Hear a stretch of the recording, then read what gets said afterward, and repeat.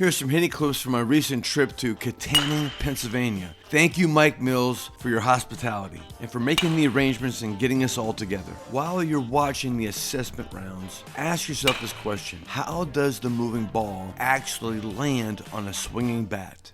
Is it because of great mechanics, great vision? Is it because you have great balance? All of those are important factors or important elements. But going into 32 years of hitting research, the motor that really drives successful hitters, the element that really explains how the moving ball lands on the swinging bat, rests inside the ideas of hitting perception. When you open up the folder that reads hitting perception, what's going to be revealed to you is this concept: sports is played in spaces, and the best athletes anticipate spaces, and the best athletes dominate spaces. Here you see me explaining these concepts to this group, something that has to be explained to these players, and by no means is this a mild element. When you play sports, you're playing with predetermined spaces. I mean, obviously on a baseball field, you have foul lines. On a basketball court, you have the 10-foot hoop. On a football field, you have hash marks every yard. But when you merge these concepts with a sport that has a rapid moving object like baseball, softball, tennis, ping pong, ice hockey, what we do as athletes is quickly format, process, calibrate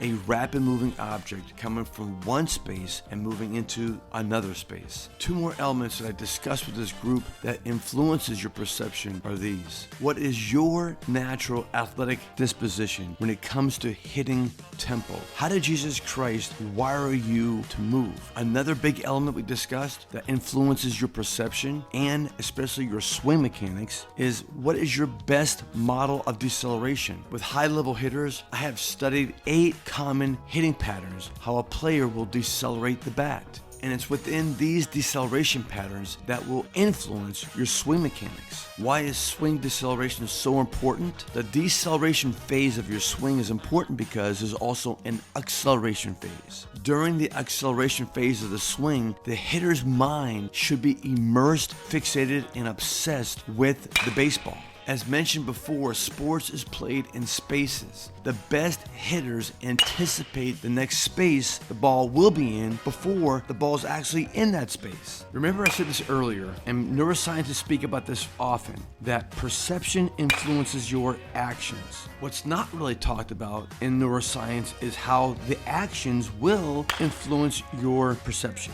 The deceleration side of the swing is extremely important because this is where we're training the hitters to pay attention to their swing mechanics. On the deceleration side, we have researched and studied 8 patterns high-level hitters decelerate their swing. If you've watched the early rounds of these players hitting and compare it to the later rounds, you may pick up on one of these 8 models that we taught the players. Coming up here, you're going to hear me give the players an explanation of how to generate more power. How to generate more power through one of the specific 8 deceleration models that high-level hitters use. The deceleration phase of the swing is so valuable to correcting any mechanical flaws the hitter may be experiencing. You're about to hear me break down the sequencing of how to unify the hips with the shoulders. In a lot of these early rounds, the players were using too much shoulders. They were hyperactive with their shoulders. They were flying open. But a specific deceleration pattern corrected this. When you're golfing, you don't separate. You swing with your hips and shoulders. You don't swing shoulders and then hips. You want to unify the shoulders with the hips. Guess what? In baseball, it's the same idea. Listen carefully. In golf and in baseball, right? When your back elbow connects with your back rib right here, this action right there, there's 5 points that connect together.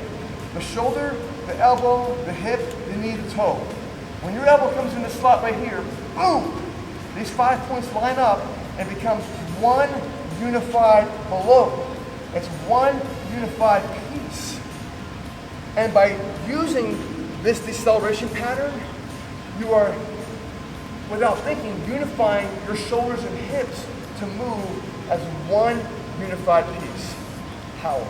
So we can use these deceleration patterns to help the hitter to stay connected with their swing, not disconnected. There are too many instances in the beginning rounds where the players were quote unquote disconnected with their shoulders and hips. Certain specific deceleration patterns eliminates the hitters from being disconnected, and the best part is they're not overthinking it. They're not making an extra effort to stay connected. Instead, it just happens when you practice certain deceleration patterns. I strongly recommend you sign up and get one of our online hitting courses. Invite me to come to your hometown to work with your group or your player face to face.